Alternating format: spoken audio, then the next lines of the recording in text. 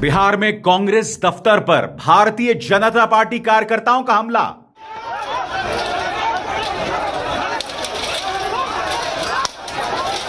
खुलकर चली जूते लात।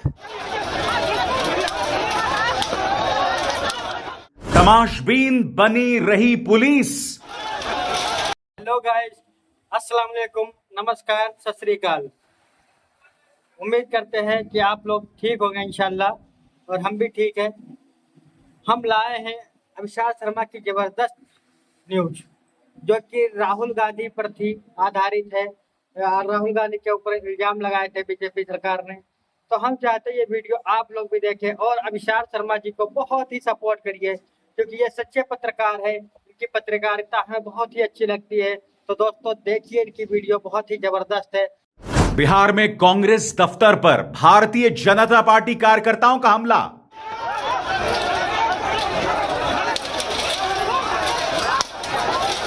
खुलकर चली जूते लात। तमाशबीन बनी रही पुलिस।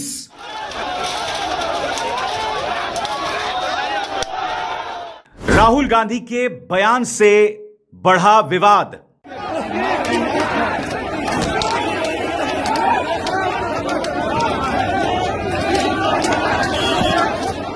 राहुल गांधी पर पटना के पुलिस स्टेशन में एफआईआर। बोले राहुल गांधी, डरेंगे नहीं। राहुल गांधी का बयान, सत्य और अहिंसा के आगे असत्य और हिंसा टिक ही नहीं सकते। मारो और तोड़ो, जितना मारना तोड़ना है। हम सत्य और संविधान की रक्षा करते रहेंगे, सत्यमेव जयते। मगर बड़ा सवाल, क्या भारतीय जनता पार्टी को भाषाई मर्यादा पर टिप्पणी करने का है अधिकार? क्या भाजपा भूल गई अपने नेताओं के भड़काऊ और अश्लील बयान? क्या भाजपा भूल गई प्रधानमंत्री नरेंद्र मोदी के महिला विरोधी बयान? अच्छी बात है कि भारतीय जनता पार्टी भाषाई मर्यादा की बात कर रही है। यह बहुत अच्छी बात है दोस्तों। जैसे कि आप जानते हैं, प्रधानमंत्री नरेंद्र मोदी के बारे में राहुल गांधी का एक बयान वायरल हो रहा है, जिसमें वो प्रधानमंत्री के संदर्भ में तू तड़ाक करके बात कर रहे हैं। अब नतीजा यह हुआ कि राहुल गांधी के खिलाफ एफआईआर भी कर दी गई है। दूसरी तरफ महागठबंधन की एक रैली में किसी ने प्रधानमंत्री नरेंद्र मोदी के बारे में अपशब्दों के इस्तेमाल किया। नतीजा यह कि उस व्यक्ति को गिरफ्तार कर लिया गया। मगर अब हुआ क्या कि गोदी मीडिया हो, भारतीय जनता पार्टी हो, लगातार राहुल गांधी पर प्रहार कर रहे हैं भाषाई मर्यादा खोने के लिए। सबसे पहली बात, और बहुत ही सरल शब्दों में, भारतीय जनता पार्टी के पास कोई नैतिक अधिकार नहीं है यह कहने का कि विपक्ष भाषाई मर्यादा खो रहा है, क्योंकि आजाद भारत के इतिहास में भाषाई मर्यादा खोने की सबसे गंदी मिसालें अगर कहीं आई हैं तो प्रधानमंत्री नरेंद्र मोदी के नेतृत्व वाली भारतीय जनता पार्टी में आई हैं। तो सवाल तो पूछ, हक है तेरा, फर्ज है तेरा, किसी की खैरात, किसी का एहसान नहीं तुझ पर, मगर शर्त है, अंदाज़े बयां हो बेखौफ, अंदाज़े बयां हो स्पष्ट, अंदाज़े बयां हो बेबाक। हां, उस लफ्ज को याद रखो, अंदाज़े बयां हो बेबाक। बेबाक। सबसे बड़ी बात, मिसाल सबसे ऊंचे स्तर से दी जाती है। शीर्षस्थ नेतृत्व जो है वो भाषाई मर्यादा खोता है। सबसे पहले मैं आपको सुनाना चाहता हूं कि राहुल गांधी के किस बयान को लेकर बवाल मचा है, जिसको लेकर उनके खिलाफ एफआईआर भी हो गया। साहब सुना जाए। नरेंद्र मोदी वोट चोरी करके चुनाव जीतता है। नरेंद्र मोदी वोट चोरी करके, वोट कटवा के, वोट बढ़ा के चुनाव जीतता है। और नरेंद्र मोदी और अमित शाह की मदद हिंदुस्तान का इलेक्शन कमीशन करता है। तो यह है राहुल गांधी का वो बयान। मगर मैं आपसे एक सवाल पूछना चाहता हूं, अगर एक व्यक्ति की मां के बारे में तू तड़ाक के अंदाज में बात किया जाए तो उसके बारे में क्या कहा जाएगा? और बात वहां नहीं रुकती है। सोनिया गांधी के बारे में सुब्रमण्यम स्वामी, जब वो भाजपा में हुआ करते थे, अपशब्दों का इस्तेमाल करते थे। परेश रावल, पूर्व भाजपा सांसद और अभिनेता, इन्होंने सोनिया गांधी को बार बाला तक कहा था। यानी कि एक व्यक्ति की मां के बारे में आप अपशब्दों का इस्तेमाल करते हैं। प्रधानमंत्री नरेंद्र मोदी ने किस तरह से सोनिया गांधी के बारे में तू तड़ाक के अंदाज में बात की, वो भी सबके सामने है। और अगर आप भूल गए हो तो मैं आपको एक बार फिर सुना देना चाहता हूं कि प्रधानमंत्री ने सोनिया गांधी के बारे में किस तू तड़ाक वाले अंदाज में बात की थी। सुना जाए। ये रुपये कौन कौन विधवा थी जो लेती थी? ये कांग्रेस की कौन सी विधवा थी जिसके खाते में रुपया जाता था? मैं फिर कह देता हूं, बेशक प्रधानमंत्री ने राहुल गांधी की मां के बारे में तू तड़ाक के अंदाज में बात की, फिर भी राहुल गांधी को तू तड़ाक के अंदाज में बात नहीं करना चाहिए। मगर जो मैं मुद्दा उठा रहा हूं, क्या मुद्दा उठा रहा हूं? क्या भारतीय जनता पार्टी के पास यह नैतिक अधिकार है कि वो भाषाई मर्यादा पर सवाल उठाए?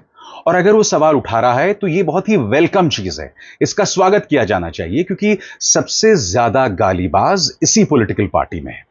वो मैं आगे जाकर आपको दिखाऊंगा कि कौन कौन से गालीबाज। मगर उससे पहले दोस्तों, मैं आपको दिखाना चाहता हूं कि स्वयं प्रधानमंत्री ने महिलाओं के बारे में समय समय पर क्या कहा।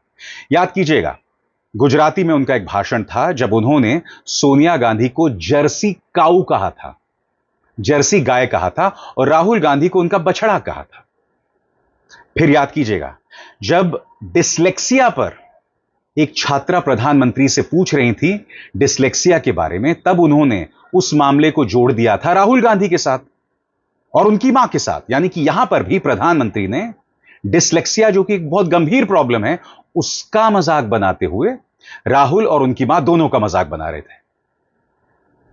यहां तो प्रधानमंत्री अब शब्दों का इस्तेमाल कर रहे हैं, और अगर आप भूल गए हो तो मैं इनका एक पूरा संकलन आपको दिखाना चाहता हूं। खुद देखिए, प्रधानमंत्री ने समय समय पर महिला नेत्रियों को लेकर किस तरह से भाषाई मर्यादा का उल्लंघन किया है। देखा जाए। ये रुपये कौन कौन विधवा थी जो लेती थी? ये कांग्रेस की कौन सी विधवा थी जिसके खाते में रुपया जाता था? इस देश में कभी किसी ने 50 करोड़ की गर्लफ्रेंड देखी है? 50 करोड़ की गर्लफ्रेंड ये गरीब देश में। आदरणीय दीदी, ओ दीदी,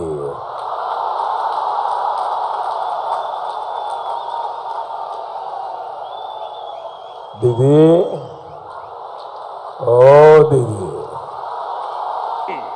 मैंने कहा था इनकी सबसे बड़ी नेता चुनाव लड़ने की हिम्मत नहीं करेगी, वो डर के मारे भाग जाएगी।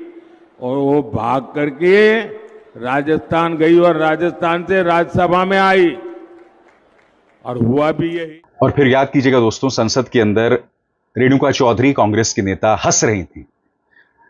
तब प्रधानमंत्री ने क्या कहा था?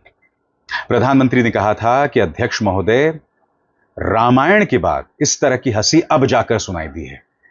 और आप जानते हैं दोस्तों, रामायण के अंदर मां सीता नहीं हंसती हैं, या कैकेयी, सुमित्रा नहीं हंसती हैं, या तो ताड़का हंसती हैं या शूर्पणखा हंसती हैं।